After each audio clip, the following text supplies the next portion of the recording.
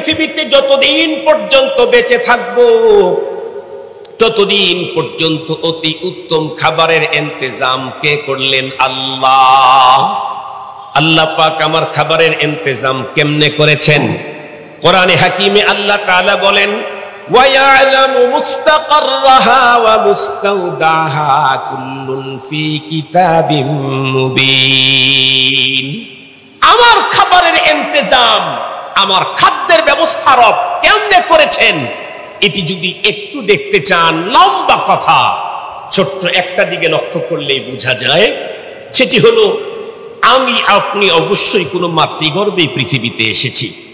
কারণ আমরা তো আর হযরতে হাওয়া আলাইহিস সালামের মতো না, আদম আলাইহিস সালামের মতো না।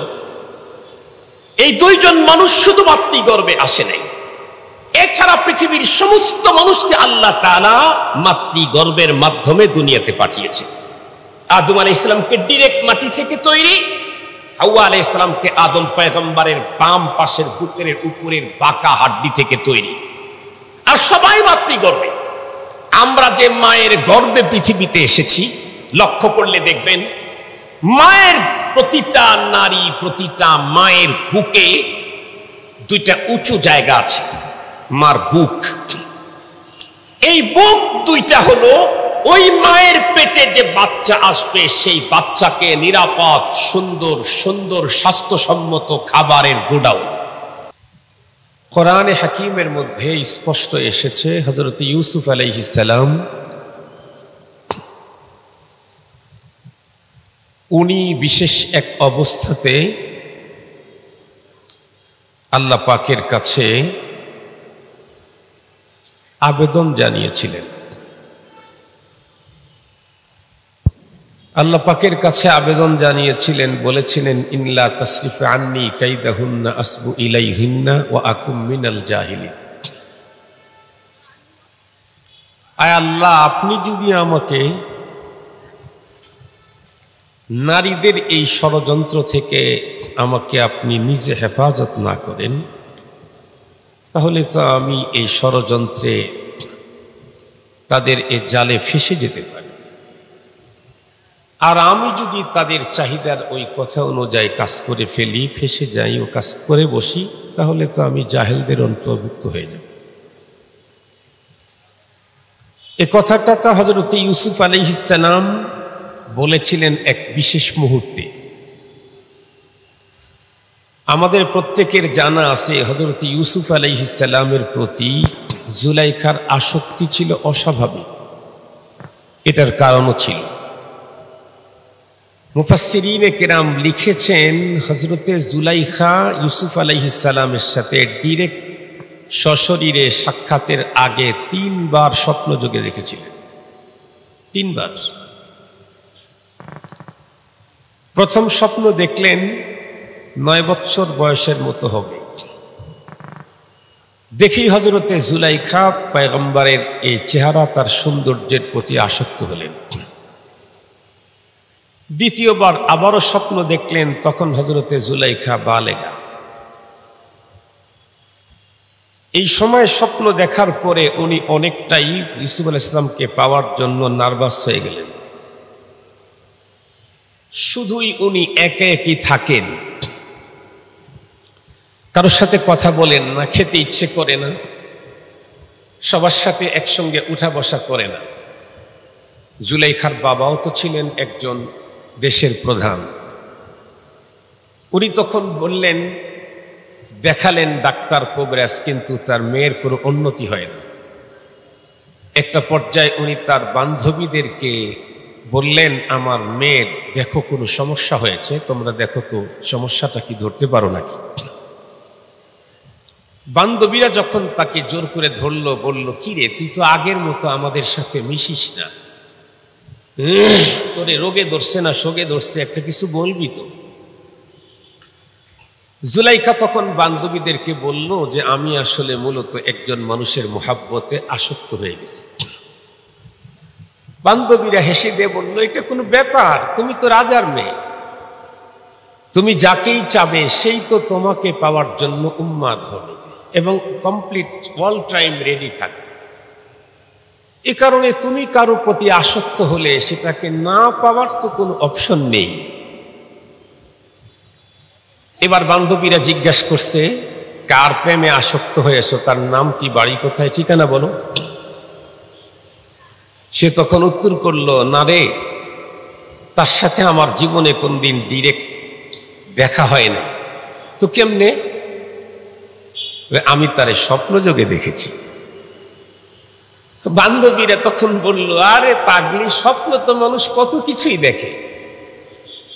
কত মানুষ স্বপ্নের ভিতরে দেখে যে আপেল খেতে খাইতেছে, আপেল ধরে জোরে টান মারছে, যে খাতা গায়ে দেয়া শুইছে সেই খাতাটা প্যার প্যার করে ছিঁড়া শুরু করে দিচ্ছে।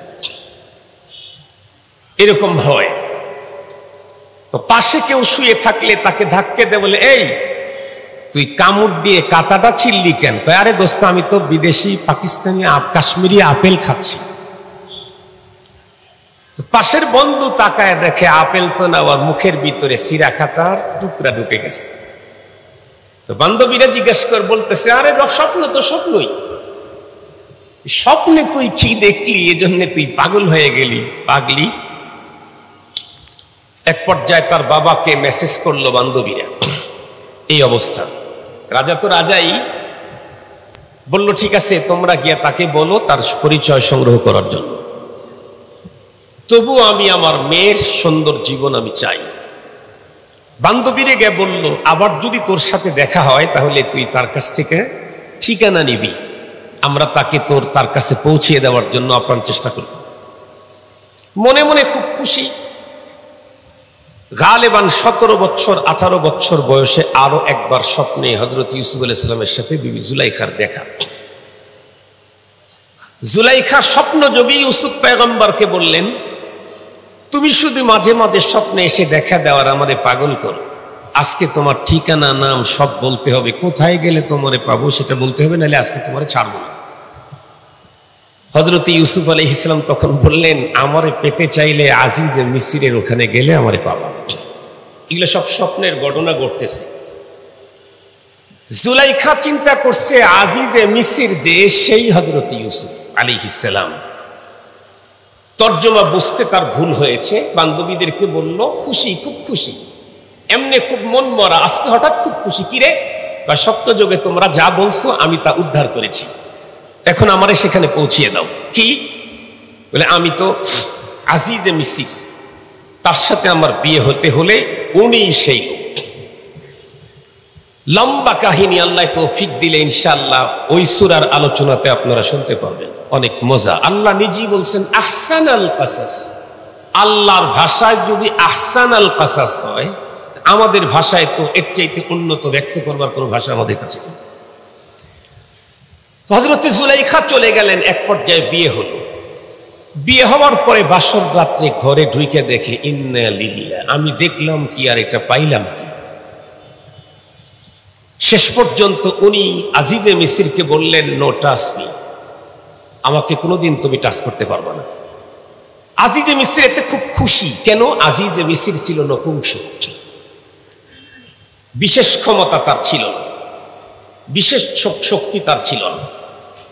সে চিন্তা করলো যে আলহামদুলিল্লাহ, সৃষ্টিকর্তা আমার ইজ্জত রক্ষা করলো। দুইজন দুই জায়গায় থাকে।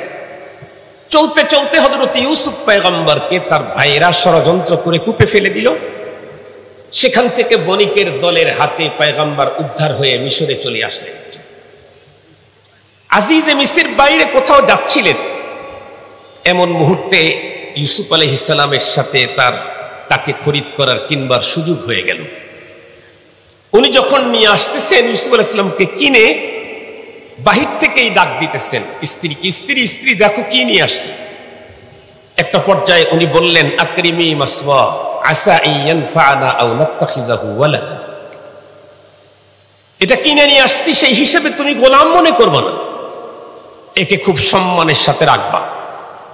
আকরিমি মাসওয়া।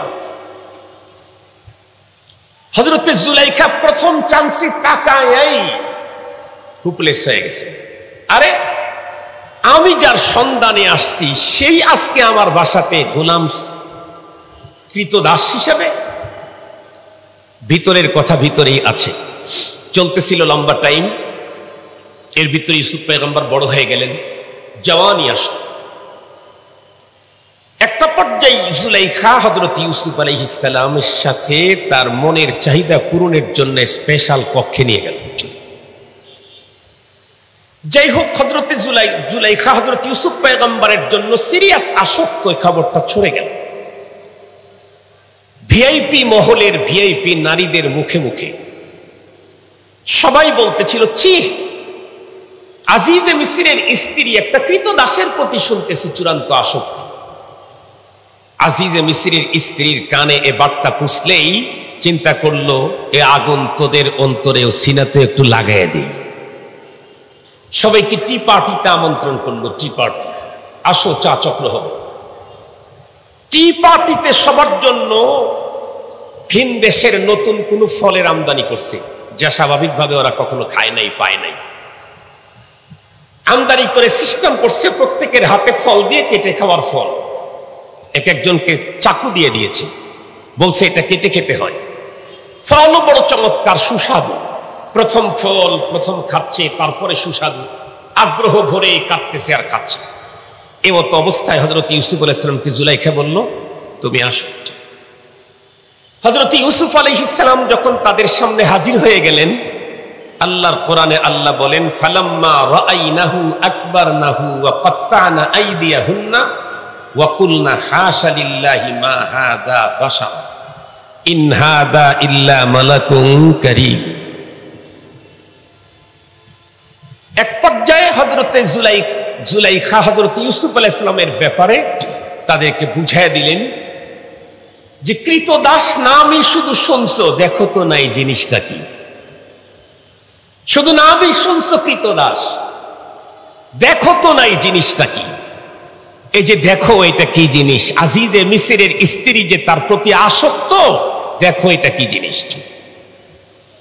এরপরে স্পষ্ট বলেই ফেলল যে ওকে বলো আমার কথা না শুনলে কিন্তু শাস্তি হবে। অন্য মহিলারা তখন হযরত ইউসুফ আলাইহিস সালাম এই সুন্দর চেহারা, যার মতো আর একজন তৈরি হয় নাই, এরা হযরত ইউসুফ আলাইহিস সালামকে জুলাইখার চাহিদা পূরণের জন্য তশকিল করতেছিল। কেউ কেউ আবার সুযোগ বুঝে নিজের জন্যও তশকিল করতেছিল। কেউ কেউ হযরত ইউসুফ আলাইহিস সালাম তখন দেখলেন, ইন্না লিল্লাহ, এতদিন তো ছিল ঝামেলা একটা, এখন তো দেখতেছি সম্মিলিত ঝামেলার বিশাল বড় ফাঁদে পড়ে যাচ্ছি আমি। এতগুলি মহিলার এই ভয়ঙ্কর ফাঁদ থেকে বাঁচবার মতো শক্তি আমার নাই, যদি আমার রব আমাকে নিজ হাতে স্পেশালি হেফাজত না করেন। এ কারণে হযরত ইউসুফ আলাইহিস সালাম তখন কি বললেন, ইল্লা তাসরিফ আন্নি কাইদাহুন্না আসবু ইলাইহিন্না ওয়া আকুম মিনাল জাহিলিন। ইয়া আল্লাহ, আপনি যদি তাদের ষড়যন্ত্র থেকে আমাকে হেফাজত না করেন, তাহলে আমি তাদের ষড়যন্ত্রে ফেঁসে যেতে পারি। আর আমি যদি তাদের ষড়যন্ত্রে ফেঁসে যাই, তাহলে তখন আমি জাহেলদের অন্তর্ভুক্ত হব। তার মানে আমি জানি এটা অবৈধ, সিরিয়াস। লা তাকরাবুজ জিনা ইন্নাহু কানা ফাহিশাতাও ওয়া সাআ সাবিলা। সিরিয়াস এক রাস্তা, চূড়ান্ত গান্দেগি। এরপরেও যদি আমি এটাতে ফেঁসে যাই, লেগে যাই, তখন তো আমি জাহেলদের অন্তর্ভুক্ত হব। তার মানে হচ্ছে যে ব্যক্তি জানে কিন্তু মানে না, তারে আলেম বলার কোনো সুযোগ থাকে না। যে ব্যক্তি জানে কিন্তু মানে না, কথা বলেন না কেন, সে আলেম বলার সুযোগ তারে থাকে না। এ কারণে আমরা মাদ্রাসায় পড়েছি, কোন ব্যক্তি যদি তার ইলমের খেলাফ কাজ করে, তখন তার সাথে জাহেল স্বরূপ সম্বোধন, এটা স্বাভাবিক।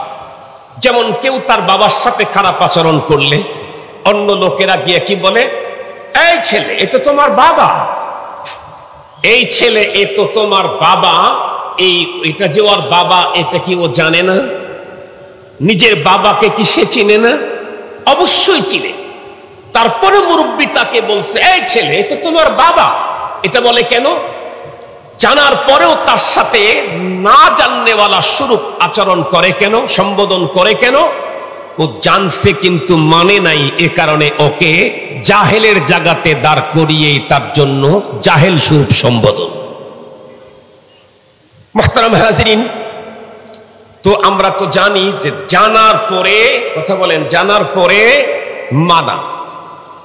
আমরা পৃথিবীতে আমরা কোরআন হাকিম, দিন, শরীয়ত, ইসলাম যতটুকুন জানবো ততটুকুন মানব। তো মানতে চাইলে আগে জানতে হবে। যে জানে না সে মানার প্রশ্নই আসে না। যত বড় জিনিস হোক না কেন, কিন্তু তার পরিচয় না থাকলে মানুষ তার কদর করে না। যত মূল্যবান বস্তুই হোক না কেন, এটা না জানা থাকলে, পরিচয় না থাকলে তার মূল্যায়ন হয় না। মূল্য চিনলেই তো মূল্যায়ন, মূল্য বুঝলেই তো মূল্যায়ন।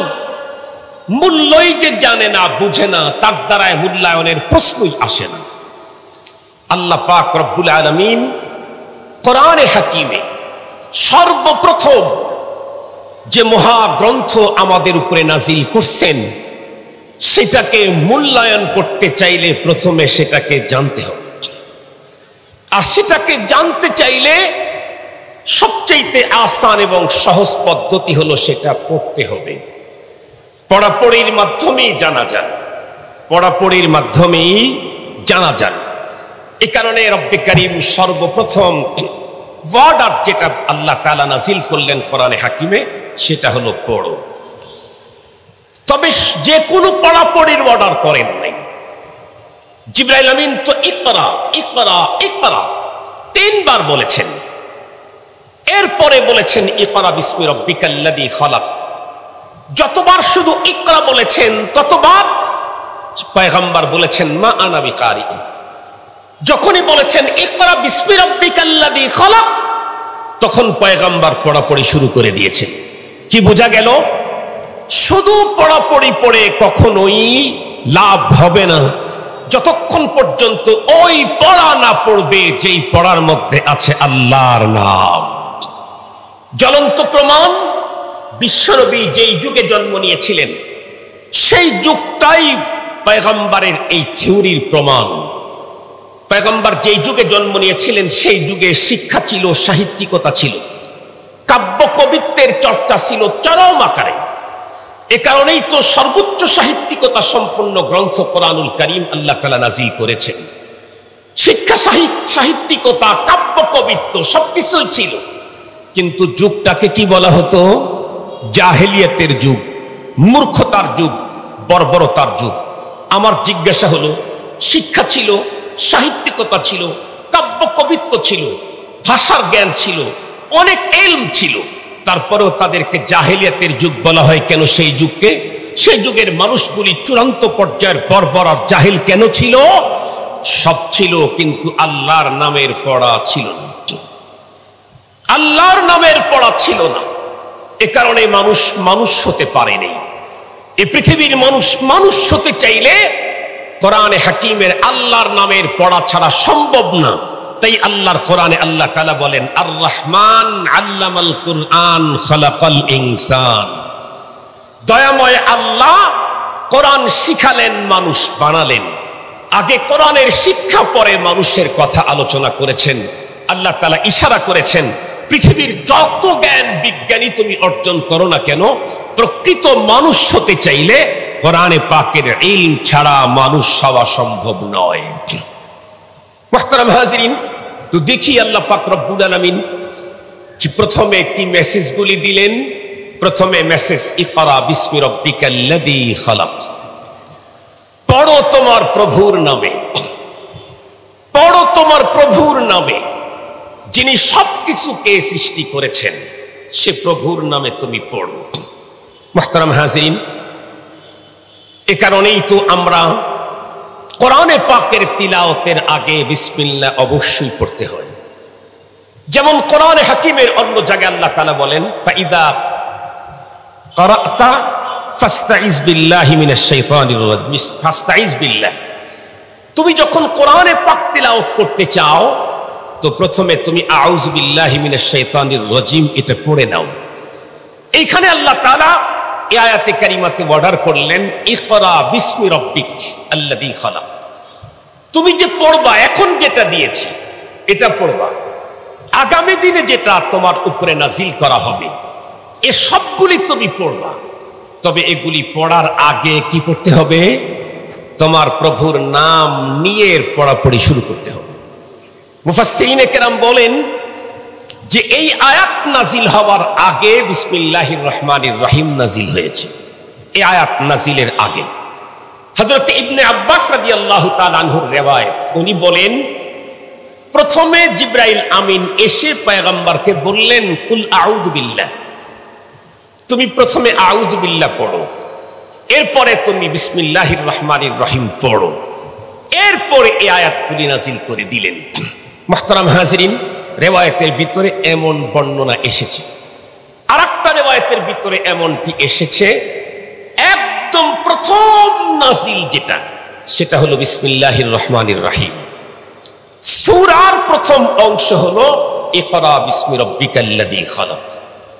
সূরার প্রথম অংশ যেটা নাজিল হয়েছে সেটা হচ্ছে সূরাতুল আলাকের প্রথম 5 আয়াত, এর আগে নাজিল হয়েছে বিসমিল্লাহির রহমানির রহিম। বিসমিল্লাহির রহমানির রহিম আমরা জানি রাসূল করিম সাল্লাল্লাহু আলাইহি ওয়াসাল্লাম আমাদেরকে শিখিয়েছেন কুল্লু আমরিন জিবাল লাম ইবদা বিবিসমিল্লাহি ফাহুয়া আক্তা আও আবতার। যে কোনো বড় কাজ আল্লাহর নাম নিয়ে শুরু না করলে সেটা বেবরকত হয়, পরিপূর্ণতায় পৌঁছায় না।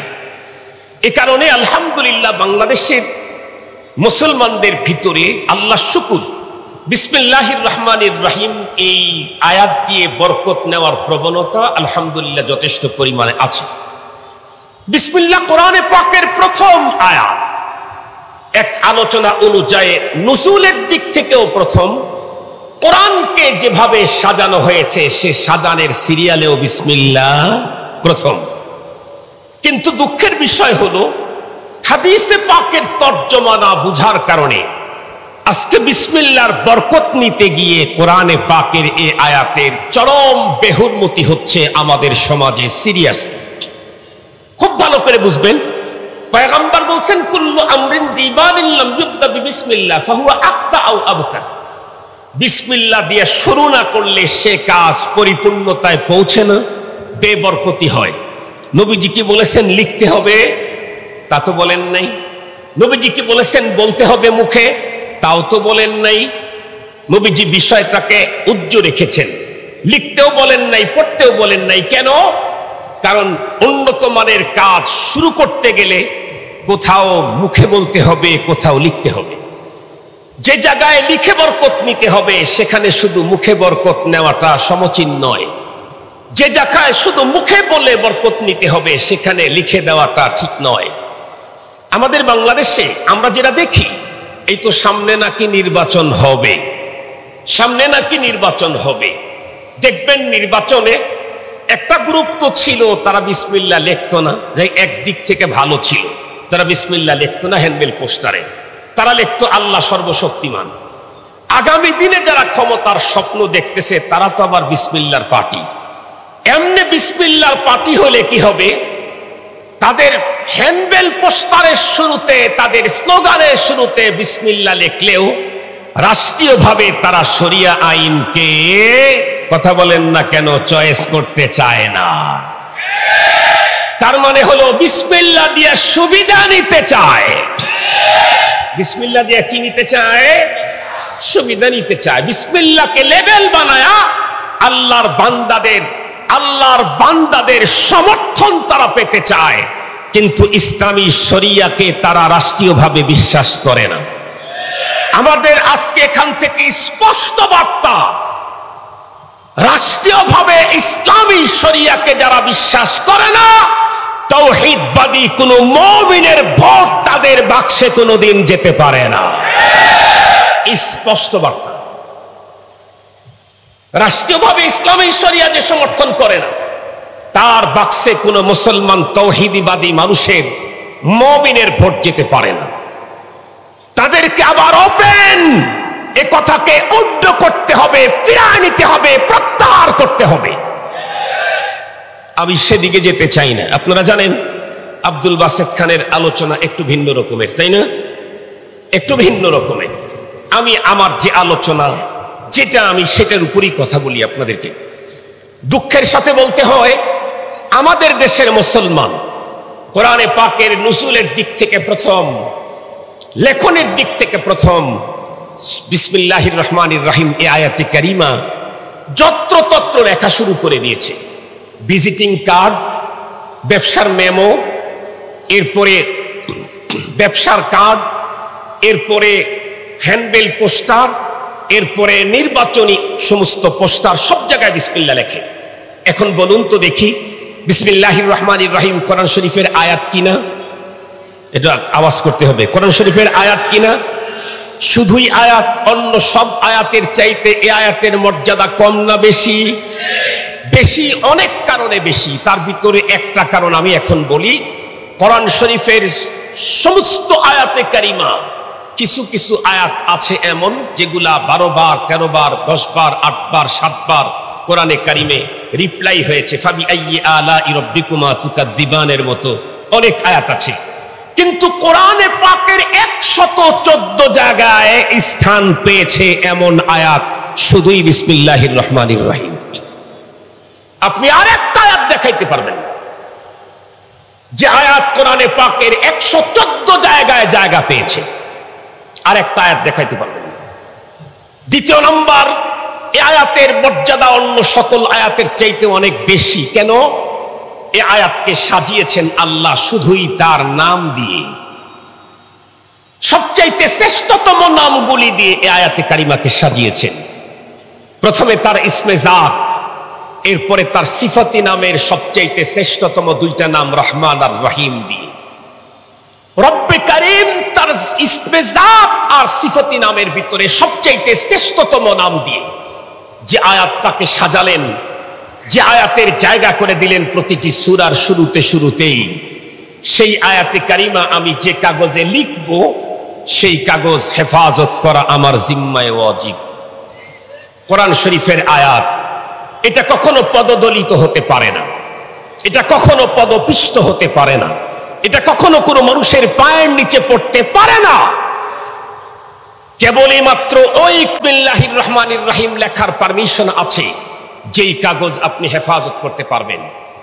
যেই কাগজ হেফাজত করতে পারবেন না, যেই কাগজে সম্মান প্রদর্শন করতে পারবেন না, সেই কাগজে বিসমিল্লাহ লেখার পারমিশন আপনাকে দেওয়া হয় নাই। সঙ্গত কারণে যত বড় শাইখুল হাদিস, শাইখুত তাফসীরই হোক না কেন, ভিজিটিং কার্ডে বিসমিল্লাহ লেখার বৈধতা নেই। কারণ ভিজিটিং কার্ড অনেক সময় নিচে পড়ে থাকে। এটা অনেক বেশি মানুষ এটাকে কদর করে না। যত বড় মাহফিলই হোক না কেন, পৃথিবীর সবচাইতে সেরা মাহফিল, তার হ্যান্ডবিল পোস্টারে বিসমিল্লাহ লেখার কোনো পারমিশনই নেই। কেন? কারণ হ্যান্ডবিল পোস্টার কখনো মানুষ হেফাজত করে না, এটা পায়ের নিচে পড়ে। মুহতারাম হাজিরিন, যেই দলেরই হোক, ডানপন্থী হন আর বামপন্থী হন, আপনার কোনো প্রচার পাবলিসিটির কোনো হ্যান্ডবিল আর পোস্টারে রাজনৈতিক ইসের, সেখানেও বিসমিল্লাহ লেখার পারমিশন নেই। কেন? আপনি কোরআনকে সম্মান করতে হবে, অসম্মান করার কোন রকমের সুযোগ ইসলাম কাউকে দেয় নাই। আল্লাহ তাআলা আমাদেরকে আগামী দিনে এই বিষয়ে সচেতন হওয়ার তৌফিক দান করুন। আমি একটা ফ্যাক্টরিতে দেখতে গেছি ভিজিট করার জন্য, গিয়া দেখি তার পণ্যের প্রত্যেকটা পণ্যের ব্যাগে কার্ড লাগানো আছে, সেই কার্ডের উপরে বিসমিল্লাহির রহমানির রহিম লেখা। আর লেবারেরা যখন এগুলাকে স্তূপ করতেছে, তখন জুতা পায়ে দিয়ে সেই কার্ডের উপরে তাদের পা পড়ছে। বলুন তো দেখি এখন কি কন্ডিশন হতে পারে? জুতা পায়ে দিয়ে ওই কার্ডের উপরে পা রাখতেছে, যেই কার্ডের উপরে আছে বিসমিল্লাহির রহমানির রহিম। আল্লাহ পাক আমাদেরকে হাকিকত বুঝার তৌফিক দান করুক। তো রব্বুল আলামিনের অর্ডার, ইকরা বিসমি রাব্বিকাল্লাযী খালাক, পড়ুন আপনার প্রভুর নামে যিনি সবকিছুকে সৃষ্টি করেছেন। আল্লাহ পাক প্রথম আয়াত নাজিল করতেই পৃথিবীর মানুষকে জানিয়ে দিলেন, যার পক্ষ থেকে বার্তা এসেছে, যে বার্তা তোমার কাছে আসছে, বার্তা বাহককে এটা একটু ভালো করে বুঝতে হবে। যে কোনো বার্তার নাম, মান আর মর্যাদা হলো বার্তা প্রেরকের উপরে নির্ভর করে। বার্তা যিনি পাঠিয়েছেন তার মর্যাদা যত, বার্তার মর্যাদা তত। এলাকার সাধারণ একজন মানুষ যদি একটা ঘোষণা দেয়, ওইটার তেমন কোনো দাম নেই, কিন্তু যদি একজন এলাকার কমিশনার দেয় তাহলে মোটামুটি দাম। যদি দেয় এলাকার যিনি মেয়র উনি, তাহলে অনেক দাম। যদি দেয় এদেশের স্বরাষ্ট্রমন্ত্রী, তাহলে আরো দাম।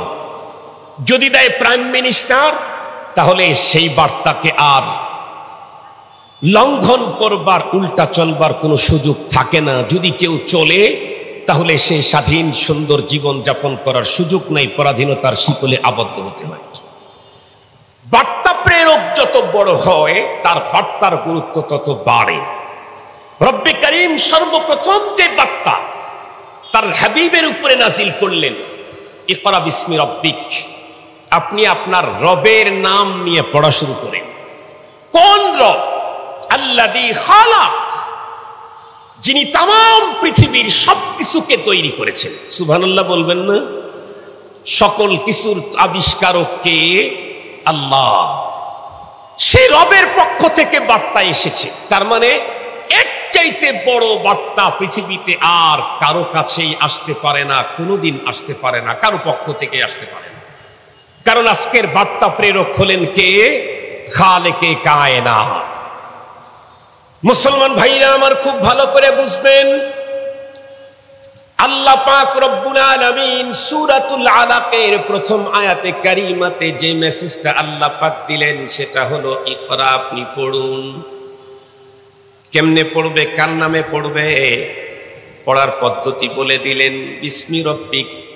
পড়ার পদ্ধতি হলো আপনি আপনার রবের নাম নিয়ে পড়াপড়ি শুরু করবেন। বড় মজার কথা হলো, আল্লাহ পাক রব্বুল আলামিন এই জায়গার ভিতরে বিসমিল্লাহ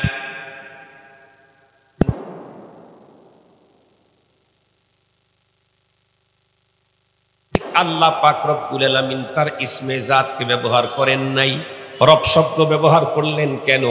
আল্লাহ পাক বুঝায় দিলেন। আল্লাহ পাক বুঝায় দিলেন, আপনাকে, আপনার কাছে যিনি বার্তা পাঠিয়েছেন, উনি আপনাকে একদম শুরু থেকে শেষ পর্যন্ত উনি আপনাকে পরওয়ারিশ করবেন, উনি আপনাকে লালন করবেন। তার মানে হলো আপনার জীবন, আপনার বরণ সবকিছু যার হাতের ভিতরে, সেই সকল সৃষ্টিকর্তা, সকলের সৃষ্টিকর্তা আল্লাহর পক্ষ থেকে বার্তা। রব্বুল আলামিন, আমি পৃথিবীতে কোনো কিছুই ছিলাম না।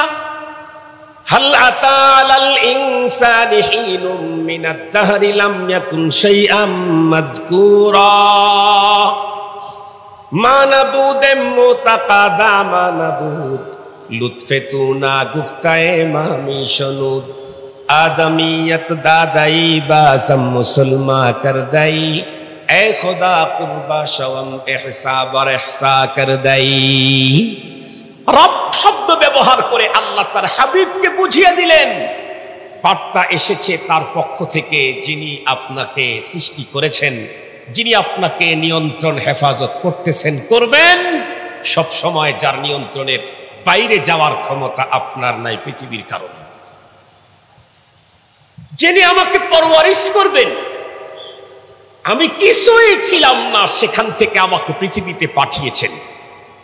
পাঠিয়েছেন তো পাঠিয়েছেন, শুধু অস্তিত্বই দেন নাই, শ্রেষ্ঠত্বও দিয়েছেন।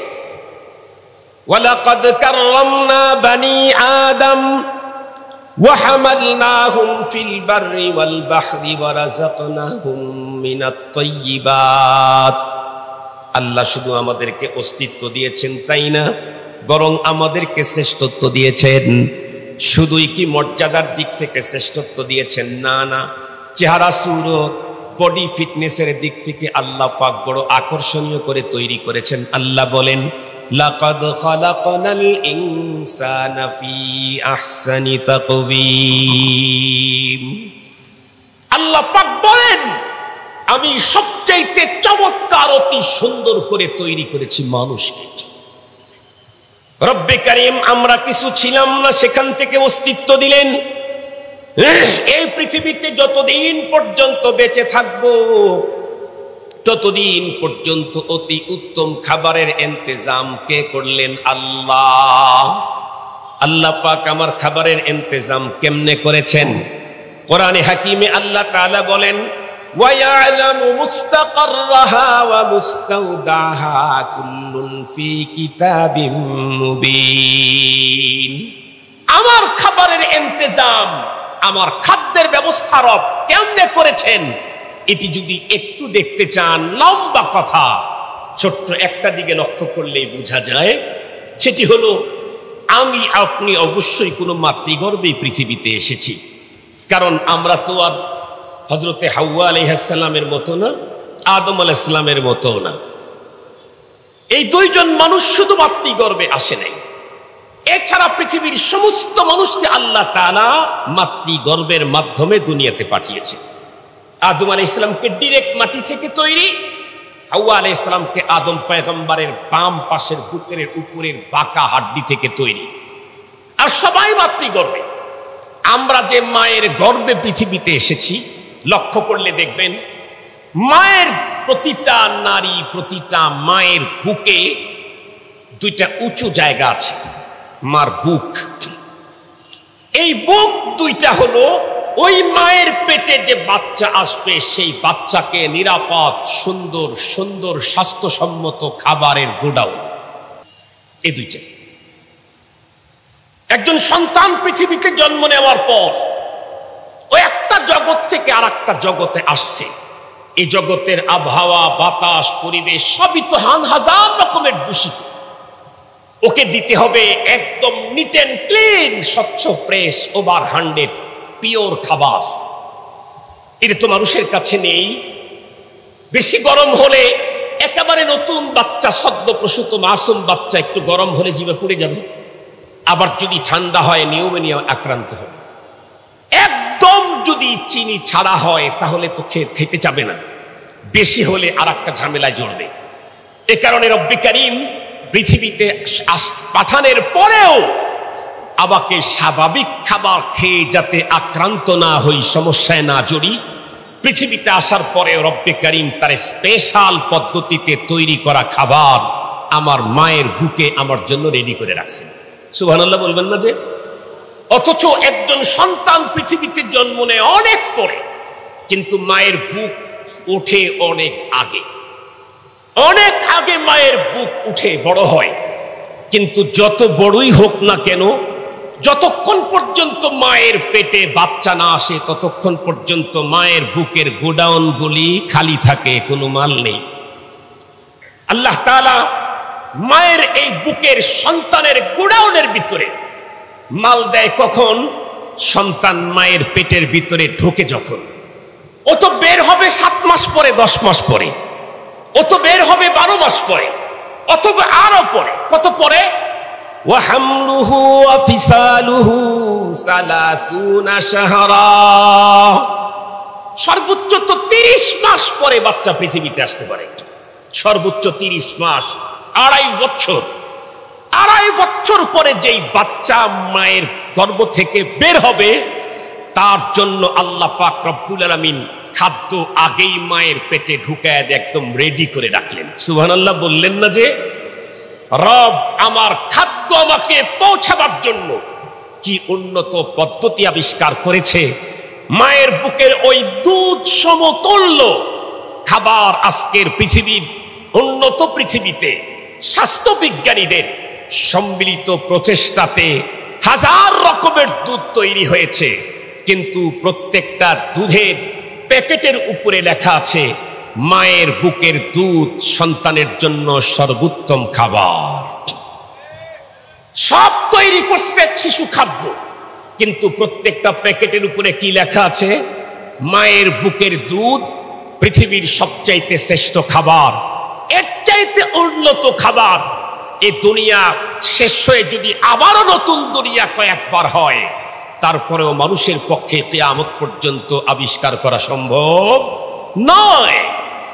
রব্বুল আলামিন তার পয়গম্বরের উপরে প্রথম যেই বার্তা নাজিল করলেন, ইকরা বিসমি রাব্বিকাল্লাযী খালাক। ওগো আমার পয়গম্বর, আপনি পড়ুন আপনার ওই রবের নামে যিনি আপনাকে লালন পালন করতেছেন, করবেন, যিনি তামাম পৃথিবীর সব কিছুকে বন্ধুরা আমার সৃষ্টি করেছেন, কুল কায়নাতের রব যিনি, তার পক্ষ থেকে আপনার কাছে মহান বার্তা এসেছে। বার্তা জেনেওয়ালা যত বড় হয় তার বার্তার গুরুত্ব তত বাড়ে। বার্তা প্রেরক হলেন আসমান জমিনের মালিক আল্লাহ। এর চাইতে উন্নত আর দামি বার্তা, গুরুত্বপূর্ণ বার্তা পৃথিবীতে আর হতে পারে না।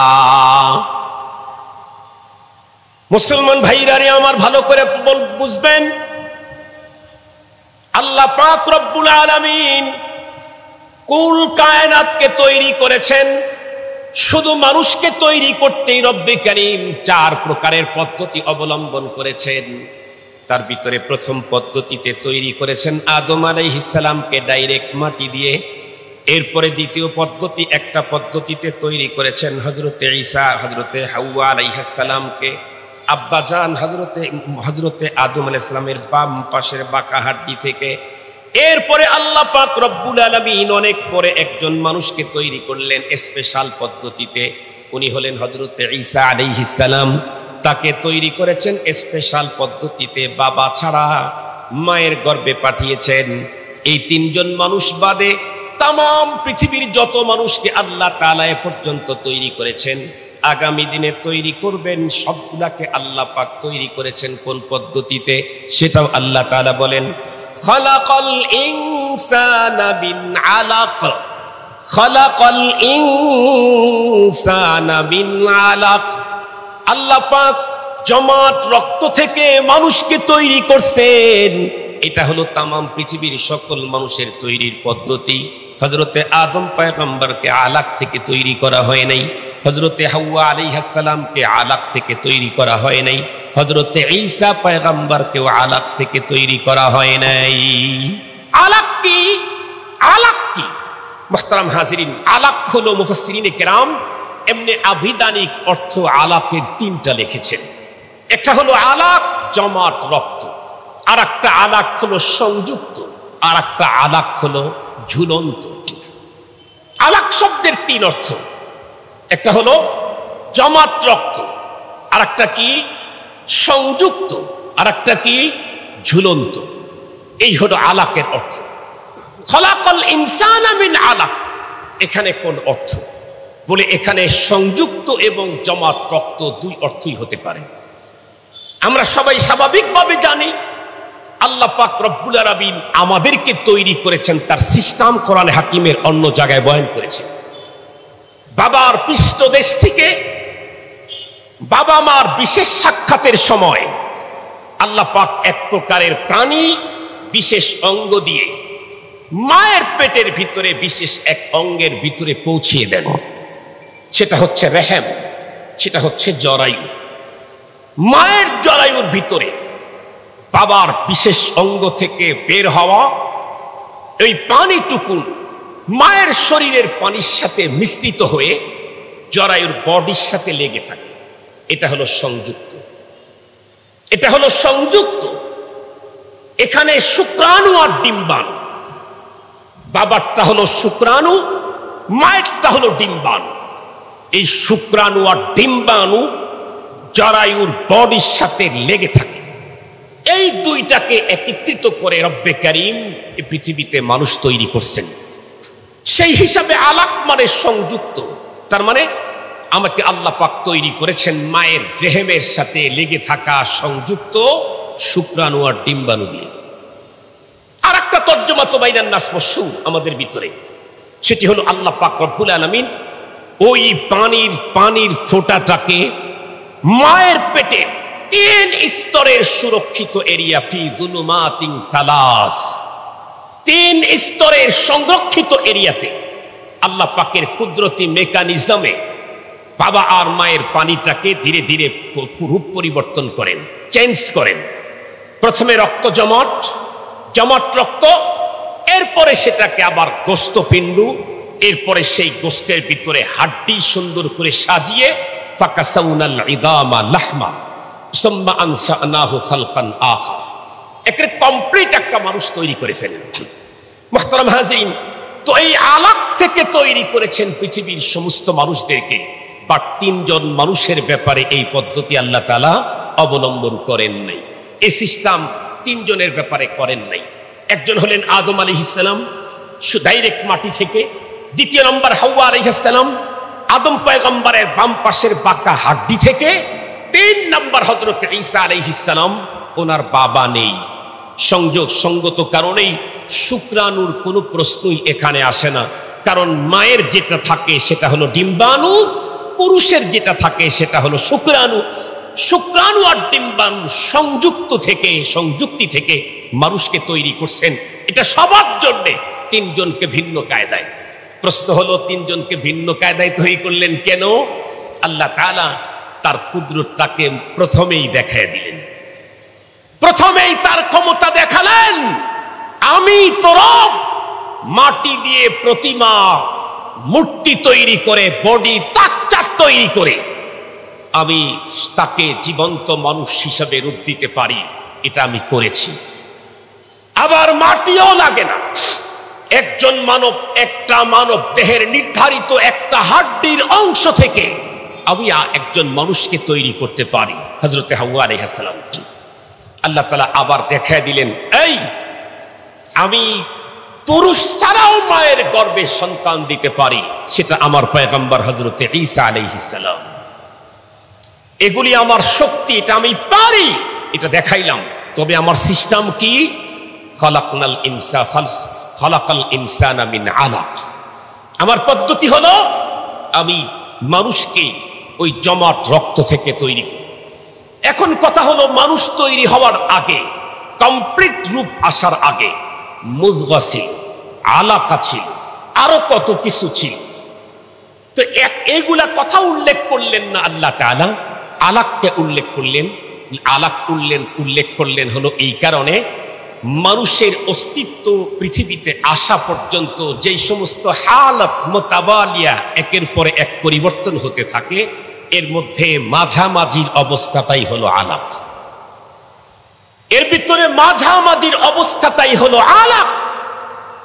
এর আগেও কিছু হালত পরিবর্তন হয়, এর পরেও আলাক মুজগা আরো কিছু পরিবর্তন হয়। ফাকাসাউনাল ইদামা লাহমা সুম্মা আনশানাহু খালকান আখার। এটা তো একদম শেষ। মুহতারাম হাজিরিন, আল্লাহ পাক মাঝেরটাকে বলে দিয়েছেন। মুহতারাম হাজিরিন, আগে কি?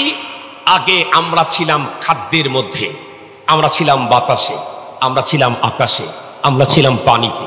কথা বলেন না কেন? আমরা এগুলি জিনিসের ভিতরে বিস্তৃত ছিলাম। সেখান থেকে রব আমার বাবা আর মায়ের পেটের ভিতরে ঢুকায়া সেই খাদ্য থেকে আল্লাহ পাক ব্লাড তৈরি করে, সেই ব্লাড থেকে আল্লাহ পাক বিশেষ পানি তৈরি করে, সেই পানি থেকে রব্বে কারীম বিশেষ মুহূর্তে কিছু অংশ মায়ের পেটে বাবা মার সংমিশ্রণের মুহূর্তে বিশেষ সংরক্ষিত এরিয়াতে ঢুকায় দিয়ে সেই জায়গাতে এই পানিটাকে রূপান্তরিত করে মাঝখানকার মিডল পয়েন্টে নিয়ে আসছেন, সেটা হলো আলাক। সুবহানাল্লাহ বলবেন কি? একটু সুবহানাল্লাহ বলার সুযোগ আছে কি? একটু মুহাব্বতের সাথে বলেন সুবহানাল্লাহ। মুহতারাম হাজিরিন, আল্লাহ পাক বলছেন, তোমরা আল্লাহ পাকের রাসূলের উপরে ওহী নাজিল করলেন, ওই রবের নামেই পড়ো যিনি সৃষ্টি করেছেন সবকিছুকে।